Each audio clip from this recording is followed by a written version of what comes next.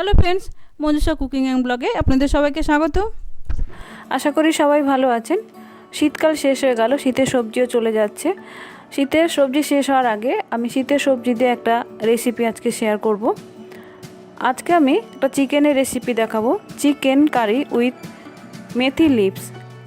এটা খেতে খুবই টেস্টি, খুবই সুস্বাদু।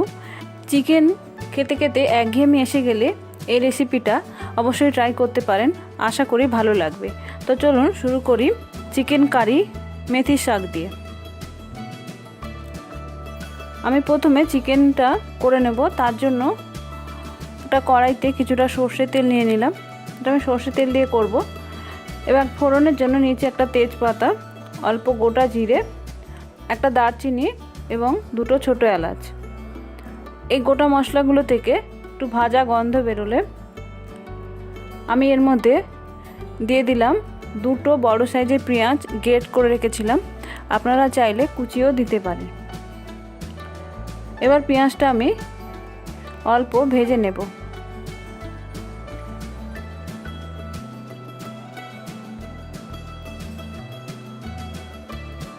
খুব বেশি লাল করার দরকার নেই। দেখুন মোটামুটি লাল হয়ে গেছে। এবার আমি এতে দিয়ে দিলাম 1 টেবিল চামচ আদা এবং রসুনের পেস্ট এবং 4-5টা কাঁচা লঙ্কা। আপনারা যেরকম ঝাল খাবেন সেরকম লঙ্কাটা দিয়ে নেবেন।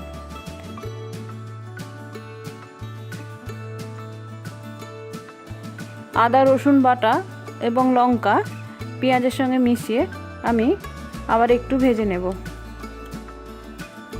দেখুন কিছুটা ভাজা হয়ে গেছে।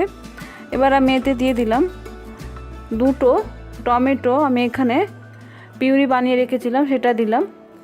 এই রেসিপিতে টমেটোটা একটু বেশি লাগবে। এবার আমি এতে একে একে দিয়ে দিলাম নুন, হলুদ গুঁড়ো, ধনে জিরে গুঁড়ো 1 টেবিল চামচ, হাফ টিস্পুন মতো Kashmiri red chilli powder. Kashmiri red chilli powder আমি কালারের জন্য ইউজ করলাম, আপনারা যদি চান তাহলে স্কিপ করতে পারেন। এবার মশলাটা আমি একটু ভেজে ভেজে নেব যতক্ষণ না মশলা থেকে তেল ছেড়ে দেয়। দেখুন মশলাটা ভাজা ভাজা হয়ে গেছে, মশলা থেকে তেল ছেড়ে দিয়েছে। এবার আমি এতে দিয়ে দেব চিকেন। এখানে আমি মিডিয়াম সাইজের চিকেন নিয়েছি 500 গ্রাম। এটা আমি জাস্ট এমনি ধুয়ে রেখেছি, কোনো ম্যারিনেশন করিনি। আপনারা চাইলে ম্যারিনেট করতে পারেন, তবে এক্ষেত্রে ম্যারিনেশনের কোনো দরকার হয় না। এবার মশলার সঙ্গে ভালো করে চিকেনটা আমি মিশিয়ে নেব এবং কম আঁচে এটা আমি 10 মিনিট ঢাকা দিয়ে রান্না করে নেব এবং মাঝে মাঝে একটু নেড়ে দেব, নাহলে মশলাটা নিচে ধরে যেতে পারে। দেখুন ফিরে এলাম 10 মিনিট পরে। দেখুন চিকেন থেকে জল বেরিয়েছে, মশলাটাও কিছুটা কষা হয়েছে এবং মাংস কিছুটা সেদ্ধ হয়ে গেছে। এই রেসিপিতে কিন্তু আমি কোনো রকম জল ইউজ করব না। এবার আমি কিছুটা মেথির শাক এভাবে বড় বড় করে টুকরো করে কেটে ভালো করে ধুয়ে জল ঝরিয়ে নিয়েছি। বেশি মিহি করে কুচানোর দরকার নেই, এরকম মোটামুটি কেটে নিলেই হবে, তবে যাতে ডাঁটা না থাকে একটু দেখে নেবেন। এবার মেথির শাকটা আমি ভালো করে চিকেনের সঙ্গে মিশিয়ে নেব।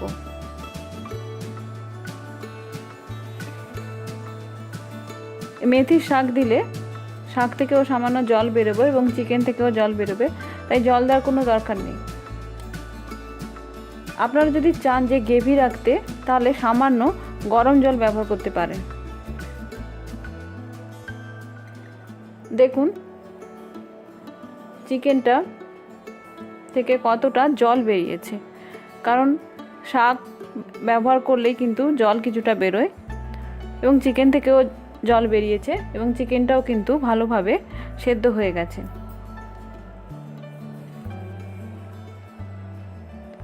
তাও আমি আরও 5 মিনিট মতো করে নেব। 5 মিনিট পরে আমি দিয়ে দিলাম হাফ টিস্পুন মতো গরম মশলা। গরম মশলাটা আমি চিকেনের সঙ্গে ভালো করে মিশিয়ে গ্যাসের আঁচটা বন্ধ করে দেব।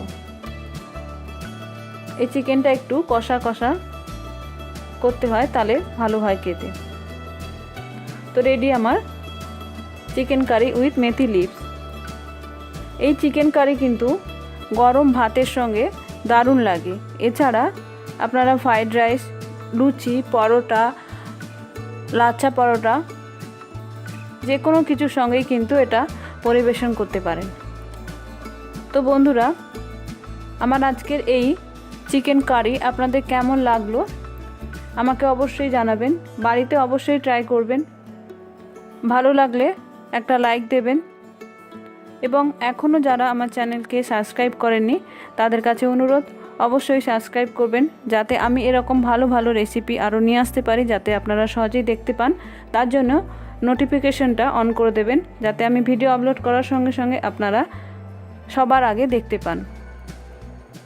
নমস্কার, ধন্যবাদ, ভালো থাকবেন।